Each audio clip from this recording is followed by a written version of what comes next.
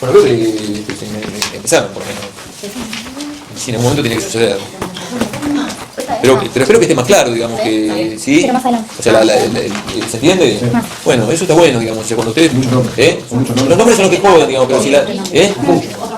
Pero eso no, porque ustedes, ¿saben por qué le tienen ese tema? Porque vienen del examen de fisiología que es un choice, en donde había que aprenderse 8.000 millones de cosas porque el choice tiene que es a base de eso, digamos. Acá, viste que la pregunta no tiene que ver con lo que se tiene que ver, justificame por qué sé yo, no hay que poner nombres. La enzima, la replicante, cuando rompe el glucógeno, libera glucosa libre. De la unión alfa-1,6. ¿Eso sucede en el músculo también? Sí, en los dos órganos. ¿Y la glucosa libre no puede salir? No, porque al toque después la folía la choquinasa. Ah, está bien. O sea, el músculo no regula la glucosa. No, es una célula excitable, digamos. Imagínate que una célula excitable tenga que liberar glucosa para mantener el glucógeno. Se lo gasta para ahí. Claro, no, pero lo que me confundía era eso, que yo pensaba, si libera glucosa libre, ¿por qué no sale entonces? No, sale glucosa libre de la molécula de glucógeno, pero desde el glucógeno hacia la membrana plasmática sale la exoquinasa, se lo fosforiló y se quedó. Sí. ¿Podemos? Dale, arrancamos. ¿Están todos ahí? Bueno, empezamos, chicos, dale. En este punto, ¿no? Sí, metabolismo de aminoácidos. Bueno, lo que podemos ver en ese diagrama es que los aminoácidos pueden ingresar de tres modos diferentes a nuestro organismo, ¿no es cierto? Pueden ingresar a través de la dieta proteica, a través de la degradación de las proteínas endógenas que tenemos en el organismo, digamos, y a través de la síntesis de aminoácidos que fueran no esenciales, porque los esenciales de hecho no lo podemos hacer y hay que comerlos, ¿no es cierto? Ahora, los aminoácidos que ingresan por estas tres maneras diferentes servirán para hacer traducción o síntesis proteica, es lo primero, lo prioritario, servirán para hacer síntesis de compuestos nitrogenados no proteicos, o sea, bases nitrogenadas, neurotransmisores, hemo, o sea, lo que se dice ahí es que toda molécula que tiene nitrógeno en su estructura, en su síntesis interviene siempre un aminoácido. ¿Y qué es lo que pasa con el exceso de aminoácidos que no utilizamos? Y aquí quiero marcar una diferencia en relación a nosotros los metabolismos, porque el exceso de glúcidos uno lo podía almacenar como glucógeno, o el exceso de lípidos uno lo podía almacenar como triglicéridos, pero lo que te sobra de aminoácidos que no empleas, digamos, no se almacena como nada, o sea, no hay ninguna molécula reservoria de aminoácidos para guardar, digamos. El exceso de aminoácidos siempre experimenta degradación, catabolismo. Y como fruto de dicha degradación, digamos, la célula que los degrada puede obtener energía para sí, o es posible, digamos, que la célula los convierta en moléculas que sí puede almacenar, o sea, puede transformar los aminoácidos o bien en glúcidos o bien en lípidos. Y acá nuestra primera conclusión es que los aminoácidos no se almacenan dentro de nuestro organismo, lo cual está íntimamente relacionado con un concepto llamado balance nitrogenado. Balance nitrogenado es la diferencia de nitrógeno absorbido menos el eliminado. Y como hemos dicho que no hay acumulación neta de nitrógeno en nuestro cuerpo, porque lo que entra es igual a lo que sale. En un adulto normal tiene que ocurrir que el balance nitrogenado sea igual a cero, ¿no es cierto? Lo que entra es igual a lo que sale. Podrá ser positivo el balance nitrogenado en cuadros como por ejemplo el embarazo o el crecimiento de un niño, tiene que entrar más de lo que sale, digamos, aunque podrá ser negativo en cuadros como por ejemplo la vejez, en donde hay pérdida de masa muscular, en cuadros patológicos, quirúrgicos, en donde hay liberación de cortisol, que algunos saben que a lo mejor es proteolítico, ¿no es cierto? El cortisol. Y una excepción más que obvia que vamos a analizar en el tercer parcial, el ayuno y sobre todo si es prolongado, en donde uno come y degrada y necesariamente el balance tiene que ser negativo, ¿no es cierto? Como siempre vamos a comenzar con la parte digestiva. La digestión de las proteínas se lleva a cabo por proteasas que cortan los enlaces peptídicos y las podemos clasificar como exo o endoproteasas dependiendo de que corten desde los extremos de un polipéptido o en puntos internos, y las proteasas digestivas se producen como zimógenos, que son precursores de enzimas. Entonces el primer sitio digestivo es a nivel del estómago, en donde se expresa el pepsinógeno, que por acción de la secreción clorhídrica se madura a la pepsina, la cual tiene capacidad automadurativa para convertir más pepsinógeno a pepsina, recordando que el clorhídrico es producido por las células parietales, en tanto que el pepsinógeno lo es por las células principales. El principal sitio de la degradación de las proteínas que hemos comido es a nivel del duodeno, por los zimógenos que provienen del páncreas. Quizá el más importante sea el tripsinógeno, que por acción de una enzima que no la genera el páncreas, sino que está propiamente en la luz intestinal, que se llama enteropeptidasa o enteroquinasa, se activa a tripsina. La tripsina no solamente degrada las proteínas que nosotros hemos comido, sino que también la tripsina activa los restantes zimógenos que vienen del páncreas, por ejemplo, transforma el quimotripsinógeno en quimotripsina, las procarboxipeptidasas en carboxipeptidasas de tipo A y B, y la proelastasa en elastasa, y en este momento digestivo podemos tener aminoácidos libres o bien péptidos pequeños, para que dichos péptidos pequeños se terminen de descomponer a nivel de microvellosidades intestinales, en donde se expresan enzimas llamadas dipeptidasas y aminopeptidasas para dar los péptidos pequeños en aminoácidos libres, ¿no es cierto? Que son la forma de absorción. El modelo absortivo es el mismo que el que hemos visto, digamos, cuando hablamos de la glucosa, cuando hablamos del transporte con sodio, digamos, o sea, a lo mejor recordamos todo ese modelo, digamos, de un lado estaba la bomba de sodio y potasio que generaba el gradiente de sodio, que en este caso promueve la entrada del aminoácido, que es la glucosa, ¿no es cierto? Lo que tengo que agregar a esto es que el transportador que opera en transporte con sodio requiere como cofactor para su actividad la vitamina B6 como fosfato de piridoxal, que se abrevia con las siglas de PAL. Y hay diferentes familias de transportadores que operan en transporte con sodio, que están indicados en la página de atrás, donde dice que hay transportadores para aminoácidos ácidos, básicos, neutros y pequeños, aromáticos y ramificados, para aminoácidos, como lo es la prolina, y para beta-aminoácidos. Todos operan en transporte con sodio, y obviamente no solamente están en el intestino, sino que también están en riñón, en barrera hematoencefálica y en otros tejidos también, porque todos necesitan aminoácidos para cumplir con sus funciones metabólicas, ¿no es cierto? Ahora, al margen de esta posibilidad de captar aminoácidos, que corresponde al transporte con sodio, hay otra manera alternativa de asimilar aminoácidos, que es acostando una molécula que vamos a describir en breve, que se llama glutatión, y esto se llama ciclo de Meissner o de gamma-glutamilo, que no va a haber que saberlo, va a haber que saber lo que voy a contarles, ¿no es cierto? Pero antes de describirlo, voy a describir esta molécula que se llama glutatión, que es muy importante y que siempre es muy preguntada, digamos. O sea, el glutatión, que desde lo simbólico se lo simboliza con GSH, es un tripéptido, o sea, está constituido por la unión de 3 aminoácidos, que son los que están indicados ahí: el glutamato unido con la cisteína y la cisteína a su vez conectada con la glicina. A la derecha está dibujada como es la molécula de glutamato, digamos, o sea, como se aprendió en el primer parcial, el glutamato tiene su carboxilo principal, asociado al carbono alfa, el hidrógeno, el amino principal, y después en el R viene el carbono beta, el gamma, y hay un grupo carboxilo adicional, por eso es un aminoácido ácido. Y ya se aprendió en el primer parcial que para que se establezca la unión peptídica, lo que tiene que suceder, digamos, es que el carboxilo principal de un aminoácido reaccione con el amino principal del que sigue, ¿no es cierto? Pero eso no va a suceder en el glutatión, porque el glutatión, en vez de aportar el carboxilo principal, aporta el carboxilo que está en el R, o sea, unido al carbono gamma, con el amino principal de la cisteína, digamos. Y por eso al lado dice que se trata de una unión de tipo gamma-amida. No es peptídica, porque para que sea peptídica deben tener los grupos principales, y acá participó un grupo carboxilo que está en el R, digamos. Es una unión de gamma-amida, ¿no es cierto? Es la particularidad de esta molécula, no lo puede hacer nunca un ribosoma, esto por supuesto, ¿no es cierto? De manera que abajo vamos a ver el dibujo que corresponde a la captación de aminoácidos con el glutatión. Todos los tejidos tienen este mecanismo. Si tenemos una membrana, el lado extra, el lado citosólico, hay una enzima transmembrana que es lo único que me interesa que sepamos su nombre, cuyas siglas son gamma-GT, que son las siglas de la gamma-glutamiltranseptidasa, que fue vista también en el primer parcial como ejemplo de enzima sérica. Es muy común que se pida, digamos, gamma-GT, digamos, sérica, digamos, para ver patologías hepáticas, digamos, conjuntamente con el hepatograma. Pero la cuestión es que la gamma-GT lo que hace es agarrar un aminoácido X del lado extracelular, y te agarra una molécula de glutatión desde el lado citosólico, y tras ingresar el aminoácido, digamos, hacia citosol, digamos, lo conecta con el glutamato del glutatión a través de una unión de tipo gamma-amida, en tanto que los restantes componentes del glutatión quedan disociados, como la glicina y la cisteína. Luego se rompe la unión gamma-amida, y la parte restante del ciclo, que nadie tiene que saberlo, digamos, consiste en nuevamente regenerar la molécula de glutatión. ¿Se entiende lo que estoy diciendo? Entonces, esta mierda agarra esto, lo une con un tiempo y después Creo que tres. pero con la glicina.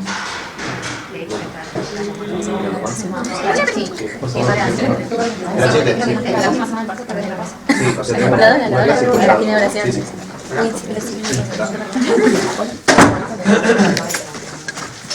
Digamos. Bueno, conclusión. En definitiva, un aminoácido tiene dos maneras diferentes de ser asimilado por una célula, digamos. Una posibilidad es el cotransporte con sodio, y otra posibilidad, digamos, es a través de la reacción con la molécula de glutatión con esta enzima que se llama gamma-GT. Estas son las dos modalidades que tiene un aminoácido de entrar a casi cualquier célula, diría yo.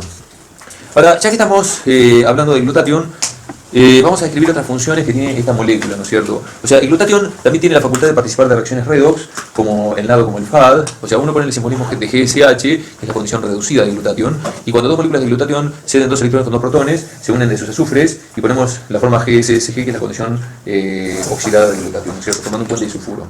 Entonces, lo que siempre se suele preguntar es, el glutatión interviene en muchos lugares, pero uno en donde se lo discute, digamos, es en glóbulo rojo, y sirve para lo siguiente.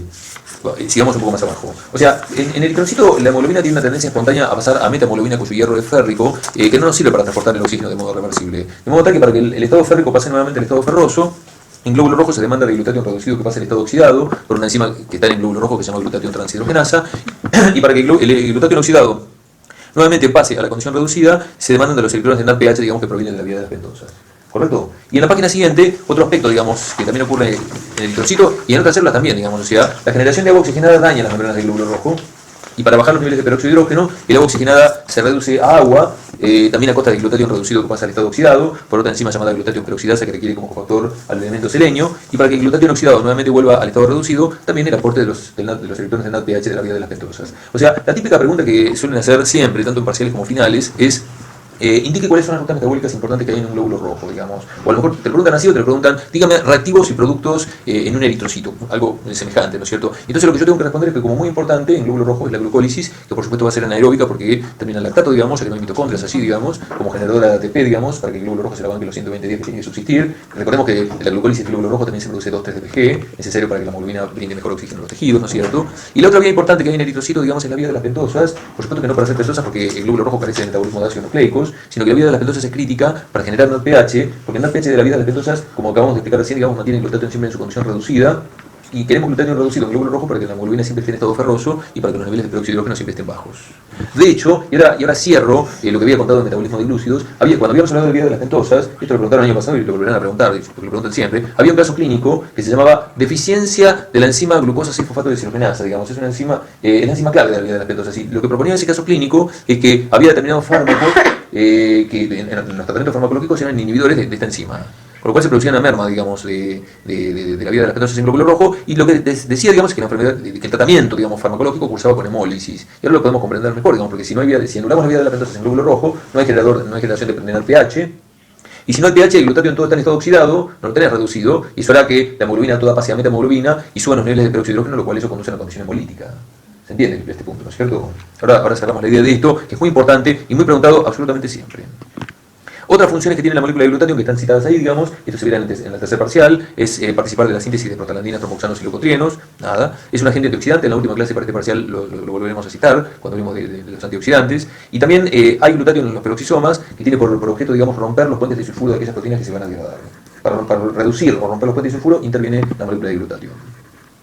Entonces ya que aclaramos todo este punto, digamos, vamos a entrar a la parte metabólica y vamos a hablar ahora del catabolismo de aminoácidos. O sea, si hay escrita la fórmula general de un aminoácido, su carboxilo principal, amino principal, el hidrógeno y después el R, digamos, la planificación que tiene la célula para degradar el aminoácido consta de dos momentos, digamos. O sea, la primera es la eliminación de su grupo amino y la segunda parte, digamos, corresponde al aprovechamiento del esqueleto carbonado. Entonces, comencemos con la primera de ellas, que es cómo ocurre la eliminación de su grupo amino. Sí. Me quedó el glóbulo rojo. Hay una pregunta que dice cómo se genera dióxido de carbono en el glóbulo rojo. La vida de las pentosas genera. Ah, perfecto. Porque la vida de las pentosas, a partir de una acción se genera una pentosa, con lo cual el carbono se pierde como dióxido de carbono. Son muy indirectas las preguntas, son así las preguntas que van a hacer. Obviamente no puede ocurrir oxidación de nada, digamos, en el glóbulo rojo porque no hay mitocondrias, y la única vía que produce dióxido de carbono en el eritrocito es la vida de las pentosas. Si de la glucosa haces una pentosa, un carbono se pierde como dióxido de carbono. Sí. Lo que pasa es que la cabeza hierve hasta que te da con la respuesta, que es una estupidez, pero en ese momento hay que estar, ¿no es cierto? Se puede pasar eso, qué sé yo. Bueno, vamos a comenzar con la primera instancia, que es cómo ocurre la eliminación de los grupos aminos. La eliminación ocurre con dos reacciones que son consecutivas, digamos, y la primera de ellas son las transaminaciones, que ya las hemos visto varias veces, pero ahora las vamos a tratar desde lo teórico. Las transaminaciones pueden ocurrir tanto en citosol como en mitocondria, y si me dijeran, bueno, escriba desde lo general cómo tiene que ser una reacción de transaminación, ponemos esa reacción que tenemos a la vista, digamos. O sea, si yo tengo un alfa aminoácido X que reacciona con un alfa cetoácido Y, en la transaminación, la palabra lo dice, transaminación quiere decir que se traspasa el grupo amino, digamos, o sea, cambia amino por cetona y viceversa, razón por la cual el alfa aminoácido X pasa a ser un alfa cetoácido X, en tanto que el alfa cetoácido Y se transforma en un alfa aminoácido Y. Transaminación, catalizado por enzimas que obviamente se llaman transaminasas o aminotransferasas, que también requieren como cofactor al fosfato de piridoxal. Y en el análisis de esta reacción que tenemos que hacer es que el alfa cetoácido I vendría a ser el aceptor del grupo amino que provino del aminoácido, es quien lo recepciona, digamos. Y el aceptor de grupos aminos más importante es una molécula que ya conocemos porque pertenece al ciclo de Krebs y es el alfa-cetoglutarato. De manera que si ahora reescribimos la reacción pero ponemos alfa-cetoglutarato, todo queda del modo que está indicado un poco más abajo, cuando dice que si tengo un alfa aminoácido X que reacciona con alfa-cetoglutarato, cuando se intercambian las funciones, los productos serán un alfa-cetoácido X y el aminoácido glutamato. ¿Y cuál es la idea de que ocurra esta operación como primer momento en el catabolismo de aminoácidos? La idea es que si yo tengo distintos aminoácidos, el 1, el 2, el 3, el 4, etcétera, digamos que van camino a su catabolismo, lo primero que harán ellos es transferir sus grupos aminos a un aceptor común, que es el alfa-cetoglutarato para la producción de glutamato. O sea, la idea que se persigue con esta reacción es la recolección de los diferentes grupos aminos en una molécula común, digamos que es el glutamato. Claro, recolectamos los grupos aminos en un compuesto único que es el glutamato, esa es la idea. La prolina, por supuesto, por ser aminoácido, no transamina, no demos vuelta aún. Las transaminaciones son reacciones muy reversibles, y si uno lee la última reacción, digamos, si son reversibles uno lo puede leer perfectamente de atrás para adelante, ¿no es cierto? Y leída de atrás para adelante, digamos, el glutamato podría ser el dador de nitrógeno para la síntesis del aminoácido, ¿no es cierto? Demos vuelta, y como son reacciones reversibles, la real definición de transaminación es que, si nos preguntan qué es o para qué sirve, lo que tengo que decir es que son reacciones que sirven para redistribuir grupos aminos, o sea, simplemente para que un grupo amino salte de una molécula hacia otra, porque son reacciones reversibles, digamos, y si lo que querés hacer eso es catabolismo o anabolismo, es un estudio particular de ese momento, participan en casi todos lados, digamos. Y si bien el alfa-cetoglutarato es el receptor de grupos aminos más importante, hay otros alfa-cetoácidos que también pueden ser receptores de grupos aminos, como ser piruvato y oxalacetato, y estas reacciones ya las hemos visto también en otras clases previas, digamos. El piruvato transamina con el glutamato para dar alanina y alfa-cetoglutarato, esa era la reacción de la GPT o ALAT, y el oxalacetato, digamos, transamina con el glutamato para dar aspartato y alfa-cetoglutarato, y esa era la reacción de la GOT o ASAT. Pero vamos a pensar que todo el nitrógeno haya sido concentrado como glutamato. Entonces la pregunta es, ¿qué es lo que vamos a hacer con él? Digamos, hacemos la segunda de las dos reacciones consecutivas que dijimos que tenían que suceder, que se llama desaminación oxidativa. Analicemos la palabra. Desaminación implica ahora el hecho de que el grupo amino se libera como amoníaco, o sea, la molécula va a perder amoníaco, y oxidativa significa que la molécula va a perder electrones también. ¿Está claro lo que estoy diciendo? Pierde amoníaco, pierde electrones. Desaminación oxidativa significa la palabra. La reacción esta ya la hemos visto, pero quiero que la analicemos. El glutamato que ha provenido de la transaminación, como he dicho recién, libera ese grupo amino como amoníaco, se desamina, restaurando otra vez el alfa-cetoglutarato que va para el ciclo de Krebs. Y el glutamato también se oxida porque pierde electrones para que sean tomados por el NAD, el cual se transforma en NAD reducido que va a la cadena respiratoria. Desaminación oxidativa. Es la reacción de la glutamato deshidrogenasa, que la hemos contado como un ejemplo de reacción anaplerótica, digamos, porque provee alfa-cetoglutarato del ciclo de Krebs, ¿no es cierto? Esta enzima, lo que quiero que entendamos es que ese amoníaco que anda libre fue lo que alguna vez el grupo amino de los aminoácidos, que primero lo concentramos como glutamato y ahora está suelto, digamos, ese es el viaje del nitrógeno, ¿no es cierto? La enzima glutamato deshidrogenasa se regula alostéricamente del modo que está indicado ahí. Cuando hay baja energía que refleja ADP o GDP se activa, en tanto que cuando hay alta energía que implica ATP o GDP se inhibe, lo cual es lógico que si tenés mucha energía no justifique degradar un aminoácido. El amoníaco al pH fisiológico capta un protón y se transforma en una especie de amonio, que es la que prevalece. En la punta hacen un lío, porque por momentos hablan de amoníaco, de amonio, amoníaco, amonio, obviamente que no son iguales, digamos. Los vamos a tomar como equivalentes. En realidad, la especie que se encuentra al pH fisiológico es el amonio, ¿sí? La enzima alternativamente puede utilizar NADP en vez de NAD como posible cofactor, digamos. Y lo muy importante de señalar, digamos, es que la reacción esta de desaminación oxidativa tiene que ocurrir en la matriz mitocondrial, dado que el amoníaco o amonio, digamos, resulta ser tóxico para el cerebro, para el sistema nervioso central, de modo tal que lo dejamos almacenado dentro de la organela para que evitar su escape, digamos, al torrente circulatorio, ¿no es cierto? El amonio es menos tóxico que el amoníaco porque como tiene una carga positiva es más polar y difunde menos la membrana, pero no hay que el efecto tóxico que después describiremos ocurrirá. Cuando las dos reacciones ocurrieron seriadamente, primero la transaminación y luego la desaminación oxidativa, eso se lo pone con una única palabra que condensa las dos, que es la de transdesaminación. La transaminación más la desaminación oxidativa. ¿Está claro? Hay otras desaminaciones también, hay otras reacciones que liberan amoníaco, significa eso, de menor relevancia que la que acabamos de contar, digamos. Algunas siguen siendo oxidativas, significa que aparte de liberar amoníaco, liberan electrones que son tomados por la coenzima redox. Por ejemplo, por las enzimas que se llaman L-aminoácido oxidasa, que usan oxígeno, y la coenzima redox es el FAD o flavin mononucleótido, y desaminaciones no oxidativas implica la liberación de amoníaco sin liberar electrones y por lo tanto no hay ninguna coenzima redox. Ahí está puesta una reacción en la cual el aspartato libera amoníaco y la fumarato. De modo tal que ahora nos tenemos que ver en el tema de tener que eliminar el amoníaco de nuestro cuerpo, pero no puede ser como tal, si que planteamos que es una molécula tóxica, razón por la cual habrá que convertirlo en un compuesto no tóxico que se llama urea. Y por lo tanto vamos a describir algo llamado ciclo de la urea, ¿cierto? Que ocurre principalmente en hígado y el riñón produce en mucho menor grado, digamos, urea, digamos. Básicamente el hígado es el productor de urea, digamos. Ahí abajo está dibujada la molécula de urea, que habrá que saberla porque es muy fácil, digamos, tiene un carbono, un doble enlace con un oxígeno y dos grupos aminos para entender que transporta dos nitrógenos, por supuesto es muy polar, forma puentes de hidrógeno y esa es la razón por la cual su medio de eliminación es la orina, de hecho, ¿no? Vamos a describir el ciclo. Una parte transcurre en la mitocondria de la célula hepática y la otra del lado citoplasmático. Vamos a empezar dentro de la mitocondria. El amoníaco o amonio, ya dijimos, digamos, tomamos como equivalente, digamos, de la desaminación oxidativa, reacciona con dióxido de carbono, o eventualmente puede decir bicarbonato, y tras el gasto de 2 ATP, que da 2 ATP más fosfato, se genera un producto llamado carbamilfosfato, o la enzima carbamilfosfato sintetasa tipo 1, abreviada como CPS1. La CPS2, que es la semana que viene, está del lado citosólico e interviene en la síntesis de bases pirimídicas. En relación a esta reacción que acabamos de contar, ese amoníaco que está recuadrado será a futuro uno de los dos grupos aminos que va a formar parte de la urea, y por eso arriba dice que es el primer dador de nitrógeno para la urea, y el dióxido de carbono que interviene en esta reacción será el único carbono que tiene la urea. O sea, de esta reacción sale el carbono de la urea, que es uno solo, y de los dos grupos aminos, uno de ellos. ¿Correcto? El carbamilfosfato a continuación reacciona con una molécula llamada ornitina, que es un aminoácido, y tras la salida del fosfato se genera un producto llamado citrulina, por la enzima ornitina transcarbamilasa, y la citrulina sale hacia el citosol en contratransporte con ornitina, y del lado de afuera la citrulina debe adquirir el segundo grupo amino que forma la urea, pero no puede ser como amoníaco, ya que planteamos que afuera no debe haber amoníaco, de manera que la portante de ese segundo nitrógeno va a ser el aminoácido aspartato, que de hecho está recuadrado, y al lado dice que es el segundo dador de nitrógeno para la urea. Aspartato reacciona con citrulina y da el producto arginino-succinato por la enzima arginino-succinato sintetasa, gastando ATP que da AMP más pirofosfato. El arginino-succinato se descompone para dar arginina y fumarato por la enzima arginino-succinato liasa, en donde en realidad el fumarato vendría a ser la parte carbonada del aspartato, o sea, el aspartato entró y tras dejar el nitrógeno sale el fileto carbonado que es el fumarato. Y para cerrar el ciclo, digamos, la arginina restituye la ornitina, liberando la urea por la enzima llamada arginasa. Y entonces, la pregunta que habitualmente se hace en relación a este proceso metabólico es: indique cuáles son los dadores de nitrógeno para formar la urea, y lo que tenemos que responder es que es el amoníaco o amonio del lado mitocondrial y el aspartato del lado citosólico. El segundo punto de análisis es cuál es el gasto energético para hacer la urea, digamos, y las dos reacciones que adicionan nitrógeno, digamos, son gastas de energía. En la primera, digamos, se gastaron 2 ATP, y donde entra el aspartato, digamos, es un ATP que vale por 2 porque se rompieron 2 fosfatos, por lo cual son 4 fosfatos de alta energía, o menos 4 ATP por molécula de urea, lo cual se muestra en la página siguiente, digamos. Quizás algún profesor nos pudiera preguntar, digamos, por qué hay que gastar energía para hacer un desecho, para ser eliminado por orina, ¿no es cierto? Y la respuesta que tenemos que dar, digamos, es que es necesario gastar energía, dado que el amoníaco es una molécula tóxica, o sea, no es posible, no es compatible con la vida, digamos. O sea, la no tenencia de alguna de las enzimas del ciclo de la urea, digamos, no es compatible con la vida. No se puede vivir, digamos, sin el ciclo de la urea. Nos morimos.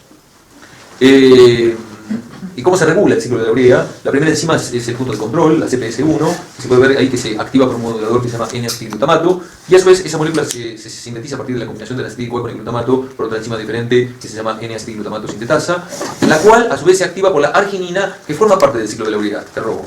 Y quiero que miremos acá en la medida de lo posible. O sea, cuando hay abundancia de arginina que forma parte del ciclo de la urea, la arginina crea a través de una enzima un activador que estimula a la enzima número 1 a los fines de que el ciclo entre a rotar a alta velocidad. O sea, en realidad es una retroactivación, pero no directa sino indirecta, porque la arginina crea el modulador de la enzima número 1. ¿Se entiende lo que estoy diciendo? Sí, ¿no? Siempre saben preguntar lo siguiente, digamos, o sea, cuando los niveles de amoníaco plasmático, digamos, están elevados, digamos, en medicina eso se dice hiperamonemia, aumento de amoníaco plasmático, ¿no es cierto? Y puede ser debido a dos circunstancias, ¿no es cierto? O bien porque hay alguna patología en el hígado que no depura adecuadamente, son adquiridas, digamos, y mucho más raras son las genéticas. Significa, siempre preguntan, y sobre todo en los finales más, hiperamonemia congénitas o genéticas, algunas de las enzimas del ciclo de la urea se expresan en menor cantidad de lo que deberían, no pueden faltar, lo dijimos. La que siempre se pregunta es la hiperamonemia tipo 1.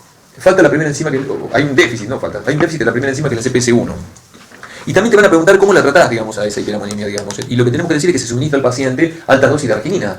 Y ahora entendemos por qué, digamos, porque como la arginina indirectamente activa a esa poca CPS1 que tiene el paciente y promoviendo que el ciclo funcione a alta velocidad, eso es lo que nos va a conducir a bajar los niveles de amoníaco plasmáticos. ¿Me siguen, chicos, en la explicación? Ok. Otro punto de análisis es este. Es perfectamente entendible que en el ciclo de la urea debe intervenir el amoníaco para eliminarlo, porque la idea es esa, digamos, sacar el amoníaco de nuestro cuerpo, pero la verdad que lo que no es negocio en absoluto es el invertir aspartato para producir urea, porque el aspartato es un aminoácido útil. O sea, la pregunta que nos podrían formular es si por cada molécula de urea que vos vas a generar te vas a perder un aspartato, que es uno de los 20 aminoácidos codificables genéticamente, ¿no es cierto? Que es útil eso. Vos vas a desechar alguna molécula útil para hacer algo que va para la orina. La respuesta es no. Y la justificación viene a través de esa frase que dice interrelación entre el ciclo de la urea y el ciclo de Krebs. Y entonces vamos a hacer, en ese dibujo lo que se muestra es el redondel tendría que ser el ciclo de la urea, lo que ocurre en la mitocondria, lo que ocurre del lado citosólico, y qué es lo que ha entrado y lo que ha salido, digamos, del ciclo, digamos. O sea, ha ingresado amoníaco del lado mitocondrial, del lado citosólico han ingresado aspartato, y como productos han salido fumarato y urea. Y el fumarato, digamos, como partícipe del ciclo de Krebs, ejecuta las reacciones del ciclo. Y lo que voy a contar ahora es muy semejante a algo que hemos visto en una clase previa, como lanzadera del malato aspartato, en la clase de oxidaciones biológicas, no importa, todo se repite en todos lados. El fumarato se transforma en malato, el malato ingresa a la matriz mitocondrial, el malato se transforma en oxalacetato, y oxalacetato por acción de la GOT transamina y repone aspartato para nuevamente salir hacia el citosol y ejecutar el nuevo ciclo de la urea, razón por la cual lo que se ve en ese esquema es que no hay pérdida neta de aspartato, sino que el fumarato lo repone de modo permanente. ¿Está claro? También lo que se deriva, digamos, del esquema que está ahí, digamos, es que hay un acoplamiento del ciclo de la urea con el ciclo de Krebs. Entonces la pregunta que habitualmente se formula es si es posible que haya ciclo de Krebs en condiciones, si es posible que haya catabolismo de aminoácidos en condiciones anaeróbicas, sin oxígeno. Y la respuesta es no. Y la justificación es que como el ciclo de la urea está acoplado con el ciclo de Krebs y el Krebs no funciona sin oxígeno, por lo tanto el ciclo de la urea tampoco lo hará. O sea, no podemos degradar aminoácidos en condiciones anaeróbicas. En alguna clase previa habíamos dicho que la degradación de hidratos de carbono sin oxígeno se llamaba fermentación. La degradación de aminoácidos en condiciones anaeróbicas se llama putrefacción. Es una palabra química también esa. Obviamente nosotros no podemos hacerlo, digamos, sino que algunas bacterias sí lo pueden hacer. Necesitamos oxígeno para degradar aminoácidos. ¿Está claro esto? Y el otro punto que quiero que analicemos es que, si bien el ciclo de la urea es básicamente de explosividad hepática, digamos, las reacciones anteriores, digamos, no lo son. O sea, uno puede llegar a amoníaco casi en cualquier célula de nuestro cuerpo, hasta mismo en una neurona, digamos. Pero la pregunta que uno podría formularse es: ¿y cómo viaja el amoníaco de esa célula periférica hacia el hígado, digamos, para que allí se pueda transformar en urea de una manera que no sea tóxica, digamos? Por eso dice la frase transporte plasmático de nitrógeno. Y entonces hay dos aminoácidos que cuando uno los mira en sangre están en mayor concentración porque son los vehículos de nitrógeno plasmático, que son la glutamina y la alanina, ¿no es cierto? En relación a la glutamina, vamos a ver el diagrama que está más abajo. Si tenemos una célula A en la cual tenemos almacenado el amoníaco reacciona con el glutamato, que con gasto de ATP genera el aminoácido glutamina. Glutamina tiene dos nitrógenos, el que tenía el glutamato más el amoníaco que se le pegó, dos nitrógenos tiene. Lo hace una enzima llamada glutamina sintetasa. La glutamina se le hace la sangre y es captada por la célula B, que podría ser la célula hepática, en donde la glutaminasa descompone la glutamina para reponer nuevamente glutamato y amoníaco. O sea, en ese esquema lo que uno puede entender es que el amoníaco que estaba en A ahora ha llegado a B y ha viajado por sangre vía glutamina, ¿no es cierto? Y en relación a la alanina no busquemos ningún dibujo porque ya lo hemos contado cuando hablamos del ciclo de la alanina. A ver si quizá alguien lo recuerda, digamos, el ciclo de la alanina era una interrelación que había entre músculo e hígado, digamos, en donde el músculo, digamos, enviaba alanina, digamos, al hígado para con eso hacer gluconeogénesis, y como es un aminoácido de la alanina, la parte nitrogenada iba a la producción de urea. ¿Se entiende lo que estoy diciendo? Los dos son vehículos de nitrógeno. Y si damos vuelta vamos a encontrar el otro 50% que me está restando, que es el aprovechamiento del esqueleto carbonado. Son 6 páginas. Se está podrido, pero falta la mitad de todo. Bien, aquí llama uno esqueleto carbonado. Si yo tengo un alfa aminoácido X después de la transaminación, cuando se despidió el grupo amino, lo que te queda es un alfa cetoácido X, y es eso lo que uno llama esqueleto carbonado. O sea, el aminoácido menos el grupo amino. ¿Está claro? El esqueleto carbonado de cada aminoácido experimenta una degradación que nadie tiene que saber, pero que desemboca en algunos de esos 7 productos finales que ahí están encolumnados y que son moléculas que conocemos, digamos. Puede dar acetil-CoA, acetoacetil-CoA, piruvato, o bien cualquiera de esas 4 moléculas de Krebs, que son oxalacetato, alfa-acetoglutrato, succinil-CoA o fumarato. Y entonces digamos lo siguiente. Aquellos aminoácidos cuyos esqueletos carbonados dan piruvato, o bien cualquiera de esas 4 moléculas de Krebs, reciben el nombre de aminoácidos glucogénicos porque ellos pueden ingresar en la gluconeogénesis para la futura producción de glucosa. Los aminoácidos cuyos esqueletos carbonados dan acetil-CoA o acetoacetil-CoA se llaman aminoácidos cetogénicos porque esas moléculas son precursoras del cuerpo cetónico, ¿no es cierto? Y finalmente están los aminoácidos, en la frase de abajo se indican, mixtos o gluco y cetogénicos, son los más grandes porque una parte da algunos de los de arriba y otra parte da algunos de los de abajo.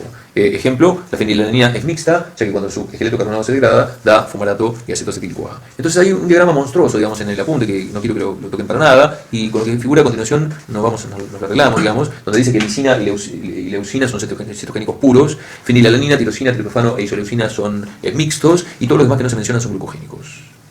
¿Hasta acá estamos bien? Sí, tengo que seguir. ¿Sí? Lo tengo que hacer, lo lamento, siempre lo voy a lamentar toda la clase. Bueno. ¿Quedó la idea, como desde el principio hasta el final, de qué se trata la cosa? Este es uno de los peores apuntes. Sí, y lo que vamos a ver ahora, porque integra todos los otros metabolismos. Es uno de los peores porque cuando vos lo lees, no te conduce a nada. O sea, los tipos ponen un título, describen algo, después ponen otro título que no tiene nada que ver con el anterior y empiezan a hablar. O sea, cuando vos realmente terminás de leer todo el apunte, no sacás ni nada en limpio, digamos. O sea, cosas sueltas que no tienen que ver, digamos, con una hilación, digamos, de cosas que están ocurriendo. La idea acá es que más o menos hagamos un análisis como para que sepamos, digamos, cuál es la cuestión, ¿no es cierto? Vamos a ver esta otra sección que se llama metabolismo de aminoácidos en los diferentes tejidos, digamos. Acá el punto es el siguiente, o sea, los 20 aminoácidos todos se requieren por absolutamente todas las células, digamos, para hacer traducción o síntesis proteica, o sea, no hay ninguna célula que pueda prescindir de ningún aminoácido. Los ribosomas de todas las células requieren de los 20 aminoácidos para hacer las proteínas, eso que ya. Ahora, no es eso lo que se charla acá, sino que el punto es que solamente algunos aminoácidos se demandan por cierto tejido para hacer determinadas funciones específicas o especiales. Entonces, lo que vamos a discutir es esto, digamos, o sea, cubierta la síntesis proteica, ¿qué aminoácidos captados por cada tejido para qué?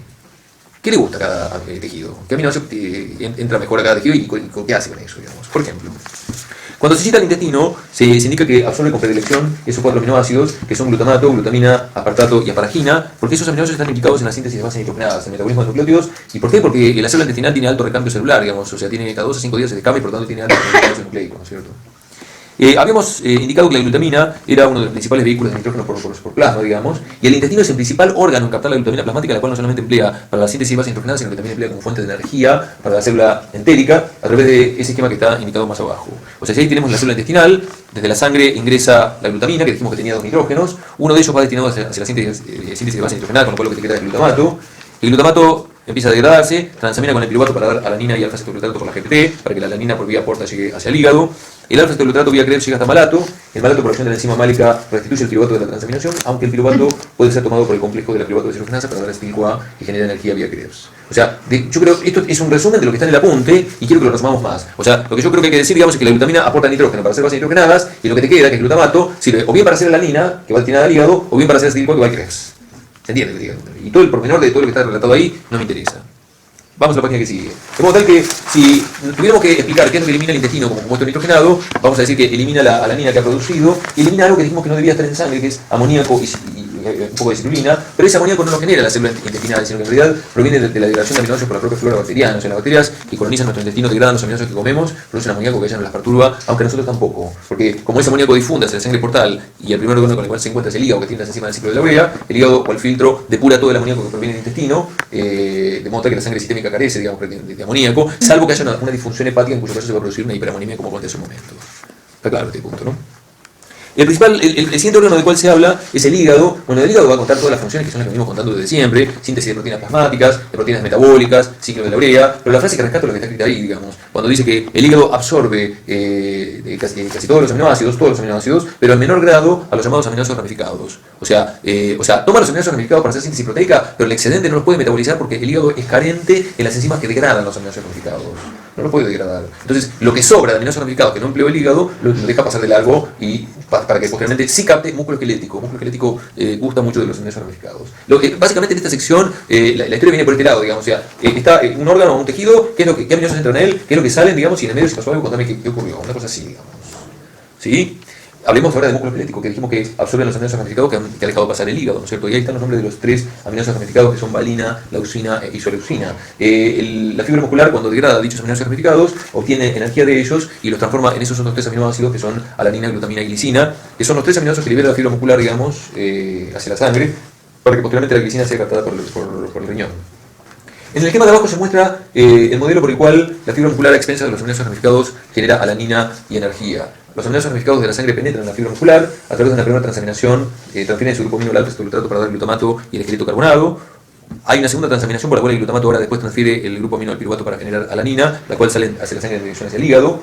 El esqueleto carbonado del aminoácido ramificado se degrada para dar oxalacetato, que es tomado por la enzima fosfonol piruvato carboxiquinasa para dar fosfonol piruvato, que es el que repone el piruvato de la transaminación por la piruvato quinasa. Y acá también puede suceder que el piruvato sea agarrado por el complejo de la piruvato deshidrogenasa para dar acetil-CoA, que vía Krebs genera energía. También, todo este ruido, sugiero que no le demos tanta cabida, sino que simplemente tener presente, digamos, que de los aminoácidos ramificados es posible la generación de alanina y también la generación de acetil-CoA, que produce energía para la fibra muscular, ¿no es cierto?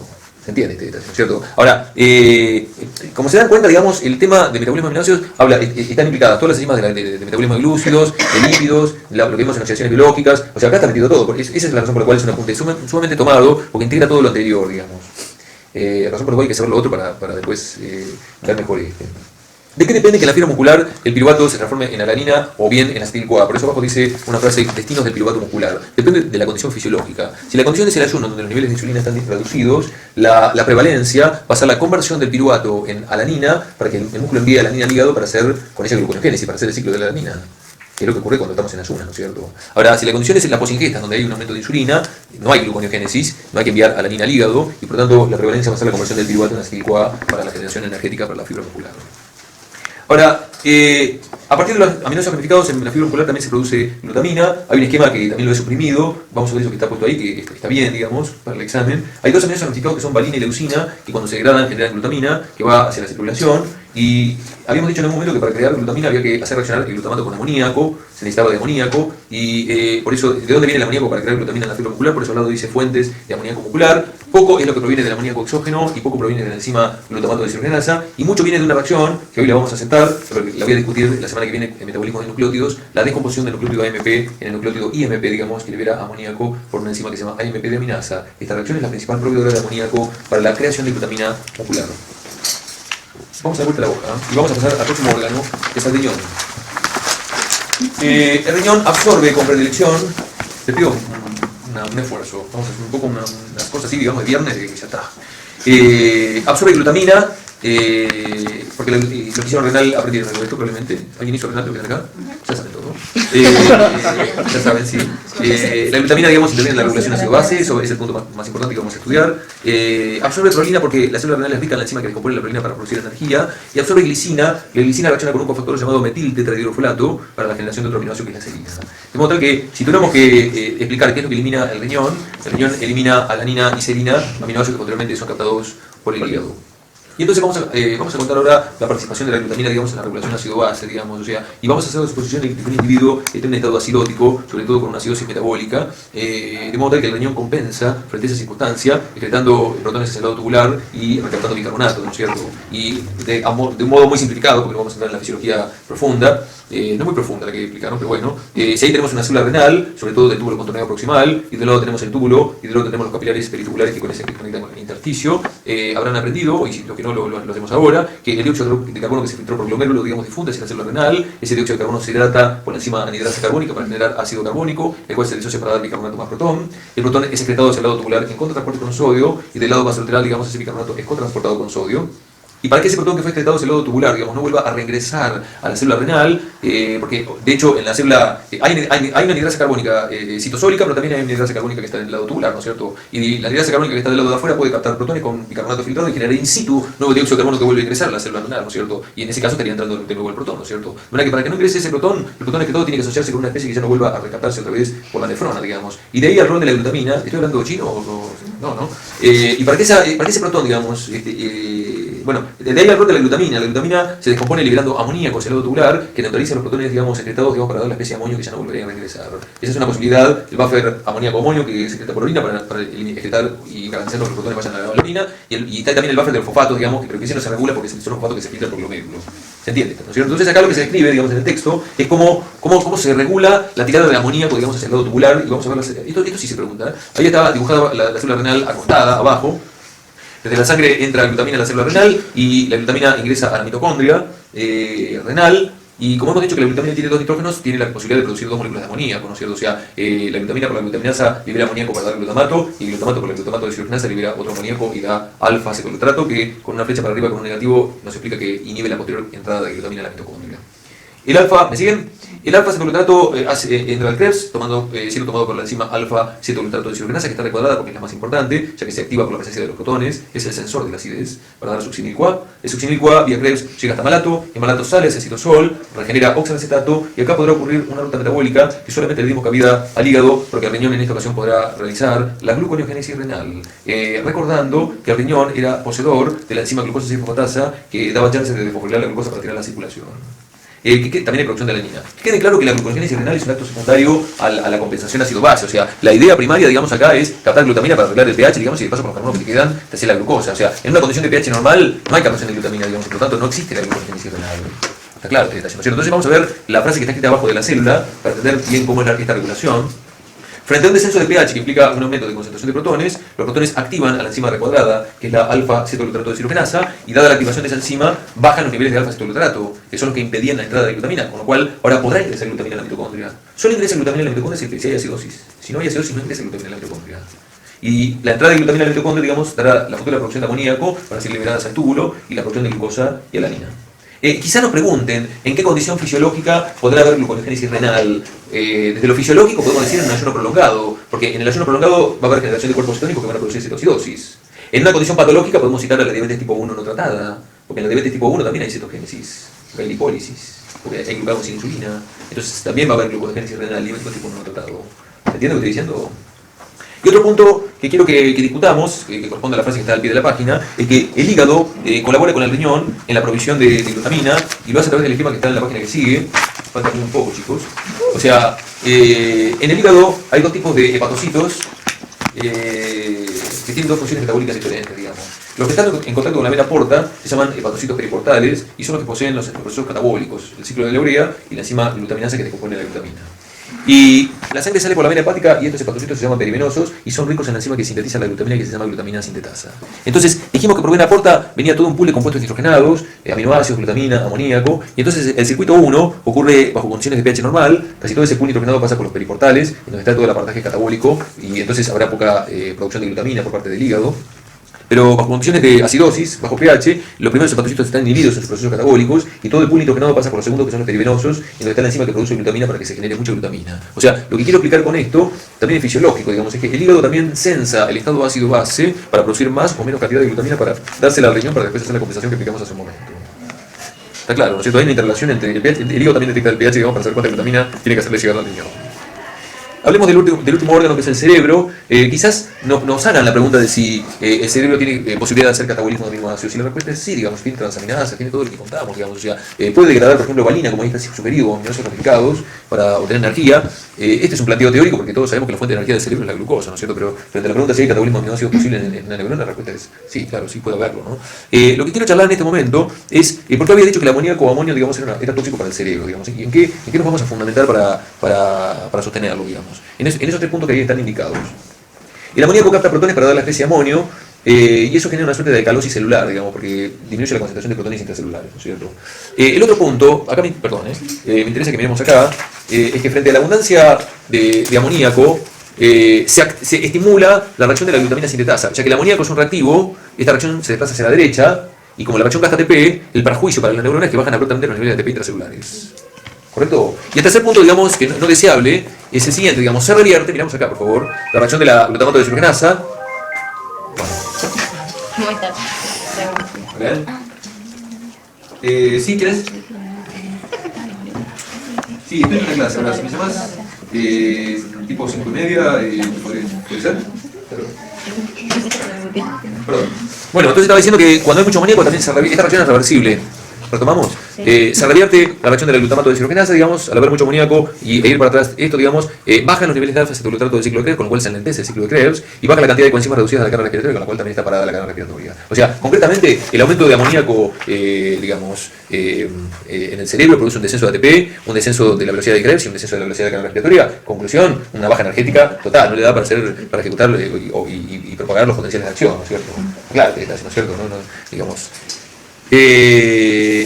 Ahora, la neurona tiene cierta capacidad de defensa, que es a costa de las células de la glía, que se llaman astrocitos, que son una suerte de células buffer, digamos, para las neuronas, digamos, y en ese esquema que está abajo, digamos, lo que podemos ver, digamos, es que la neurona debe captar glutamina, y por la glutaminasa, digamos, generar glutamato y amoníaco, y hace esta reacción para producir glutamato como futuro neurotransmisor, pero el amoníaco que genera la toxicidad que explicamos recién, digamos, es chupado por los astrocitos, los depura, y ese amoníaco que entra en el astrocito nuevamente se lo hace reaccionar con glutamato para reponer nuevamente la glutamina con la glutamina sintetasa, glutamina que es o bien de vuelta a la neurona, o bien arrojada hacia el líquido cefalorraquídeo. Superado determinado umbral de amoníaco, ya ni el astrocito la puede defender y sobreviven los efectos tóxicos. También es posible ver en el esquema en la neurona que para que no haya un exceso de producción de amoníaco, la glutaminasa neuronal, digamos, se autorregula por los productos de reacción. O sea, es posible ver que tanto el glutamato como el amoníaco, con flechas para atrás con un negativo, digamos, inhiben a la glutaminasa. O sea, hay que producir neurotransmisor, digamos, pero tampoco hay que intoxicarse, digamos. Básicamente eso es lo que estoy proponiendo. ¿Está claro? Yo sé que está muy preocupado porque van a decir, ¿cómo voy a hacer para meter todo esto en la cabeza? Pobre chico. Y está pidiendo, por favor, que se calle la boca, porque cada palabra que está diciendo, yo lo voy a tener que estudiar. Yo no puedo hacer eso, yo tengo que decir todo. Pero vamos a ver el lado positivo. Si ustedes tuvieran que estudiar por cuenta propia esto, y entonces arrancarse con toda esta información sin ningún proceso, sin nada, entonces sería más difícil, ¿no es cierto? Concretamente lo colgarían. Lo más probable es que lo cuelguen. Entonces eso vamos a poner. Quiero decir una cosa que es muy importante, digamos, o sea, la intoxicación del amoníaco con el cerebro no es un aspecto teórico, genera el coma más importante, digamos, en medicina, que se llama coma hepático. Cuando hay una patología hepática, digamos, donde compromete el hígado, digamos, la persona, como el hígado no depura adecuadamente los niveles de amoníaco, la persona puede entrar en una situación de coma, por esto que estoy contando recién.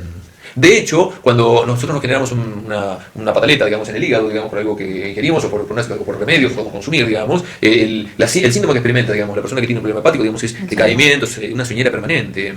Estamos intoxicados.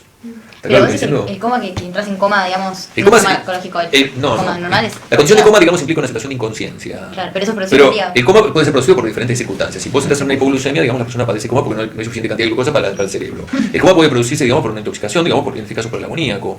Y hay otras circunstancias de coma. Pero lo más común es cuando el hígado funciona mal por alguna circunstancia.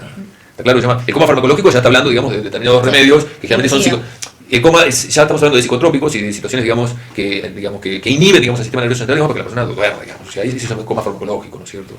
Es esto que estoy contando acá. ¿Sí? Bien, esto contado hasta acá, hasta lo que acabo de contar recién, que es un bardo, porque mucho, muy preguntado, todo muy preguntado esto, corresponde al primero de los apuntes, que se llama el metabolismo de aminoácidos. Ahora, después hay otro apuntecito que tiene unas poquitas hojas, podridísimo, horrendo, muy preguntado. Este está diciendo es un teórico, no es un seminario. No, esto fue un teórico. Hay teórico y un seminario. Bueno. Pero el seminario está el 13, perdón que interrumpa. No hay seminario esto. Claro, Sí, no, de esto no es pero de los productos especializados. Claro, es la No, parte que voy a no, contar. no. O sea, ellos dieron, el año pasado sí entró como seminario aminoácidos. Este año lo pusieron como teórico. Claro, eso iba yo. El año pasado sí. Este año, pero es lo mismo. O sea, la verdad que no veo la diferencia que hay entre teórico y No, seminario. no, O sea, se ve bien. los temas entran por igual, ya sé que se hacen. En realidad todos los temas son teóricos, ¿no? Son todos teóricos, ¿no? Claro. Esa partecita tenemos que ver ahora, que se llama productos especializados de aminoácidos. En realidad el apunte no trata de nada, porque realmente no. O sea, la consigna del apunte es moléculas que tienen nitrógeno. Gracias. Moléculas que tienen nitrógeno. Contemos, enumeremoslas. La primera molécula que se describe en el apunte, digamos, es una cuyas siglas son SAM. SAM es la abreviatura de la S-adenosilmetionina. Nos van a preguntar cuáles son las funciones del SAM. Vamos a decir que, cuáles son los precursores del SAM. Digamos, se sintetiza a partir de la aminoácido-metionina. Ahí está el bosquejo de lo que es la metionina, el carboxilo principal, amino, y después viene en el R un azufre y un metilo final. Y el otro precursor es el ATP. Entonces, los tres fosfatos del ATP se desprenden y el azufre de la metionina se une con el carbono 5' de la pentosa, de manera que esa molécula que se ha producido es el SAM. Miremos todos acá, chicos. SAM es abreviatura de S de azufre, S, acá vemos, adenosil, metionina. S de azufre, adenosil, metionina. ¿Está bien? Las tres cosas que rodean el átomo de azufre, que están indicadas con las letras A, B y C, pueden ser donadas en diferentes reacciones químicas. Pero lo más común es que el SAM opere como un dador de grupos metilos. ¿Correcto? Que se done la parte A. Y vamos a dar vuelta a la hoja.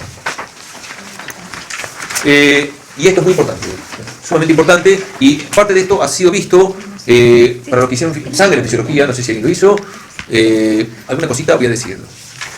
¿Nadie hizo sangre? Sí, Esto sí, alguna cosita que ahora va a tocar. Cuando el SAM dona su grupo metilo, queda una molécula que se llama S-adenosil homocisteína, que es igual estructuralmente menos el metilo que está bajo el azufre. Porque se digo. Cuando el adenosilo se desprende, queda una molécula llamada homocisteína, que es un aminoácido igual a la metionina menos el metilo que está bajo el azufre. ¿Me siguen hasta ahí? ¿Lo repito? Sí. Claro, sí. ¿Desde dónde? El SAM da su metilo. La molécula se llama S-adenosil homocisteína. Sale el adenosilo, queda una molécula llamada homocisteína. Homocisteína es un aminoácido igual a la metionina menos el metilo que dio, que está abajo del azufre. ¿Se lo imaginan lo que estoy diciendo? Sí. Ahora, lo que quiero explicar es lo siguiente. Miremos acá todos. Para que la homocisteína vuelva a ser metionina, tiene que recuperar el grupo metilo. Y quien le va a dar el grupo metilo a la homocisteína es una vitamina llamada vitamina B12, bajo la forma de metil B12. La metil B12 le da el grupo metilo. Pero a su vez, a la vitamina B12 quien le va a dar el grupo metilo es otra vitamina llamada ácido fólico, como tetrahidrofolato. O sea, hay una transferencia de grupo metilo desde el ácido fólico a la vitamina B12, y de la vitamina B12 el metilo va a la homocisteína para que se transforme en metionina. ¿Estamos de acuerdo?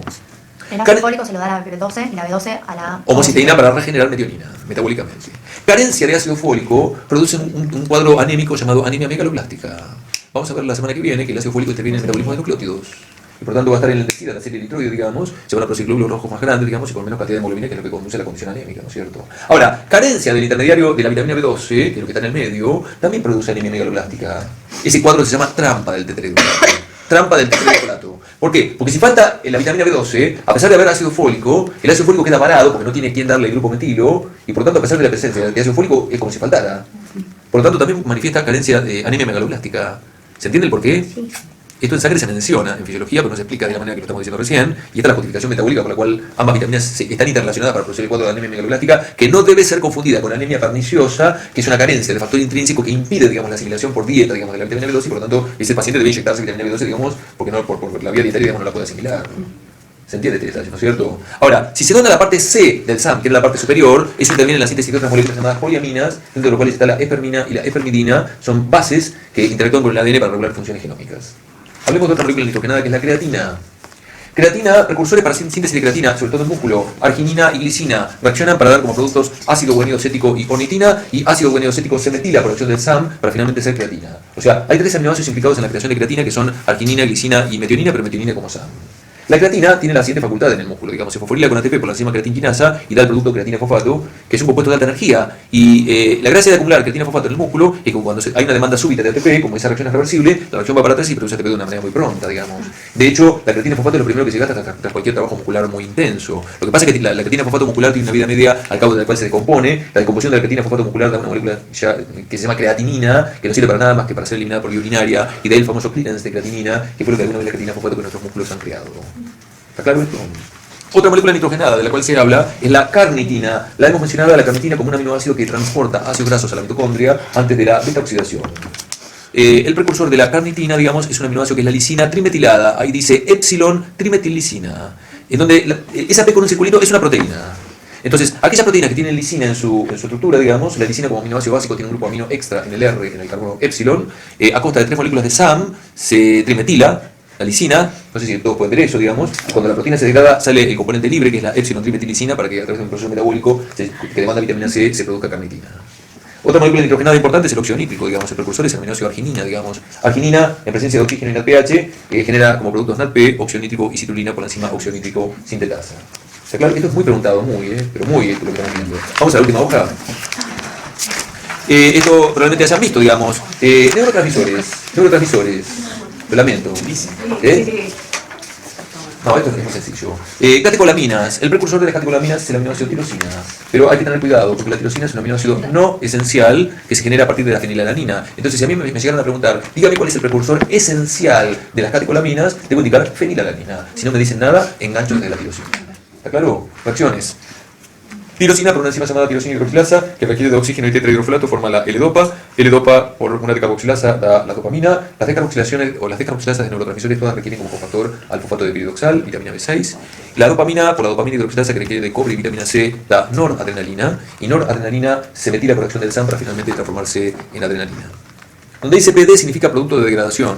El producto de degradación de las catecolaminas da una molécula llamada ácido vainillín mandélico, que se elimina por orina. Y hay dos enzimas implicadas en el catabolismo de las catecolaminas, cuyas siglas son MAO, siglas de monoaminoxidasa, y COMT, catecol o metiltransferasa.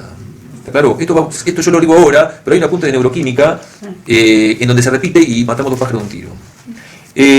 A partir del triptofano, por la triptofano hidroxilasa que requiere de oxígeno y tetrahidrofolato, se produce el 5-hidroxitriptofano, que por una decarboxilasa, digamos, da la 5-hidroxitriptamina o vulgarmente serotonina, digamos, cuya degradación da una molécula llamada 5-hidroxiindolacético. A partir de la histidina, la histamina, cuya degradación da el N-metil imidazolacético.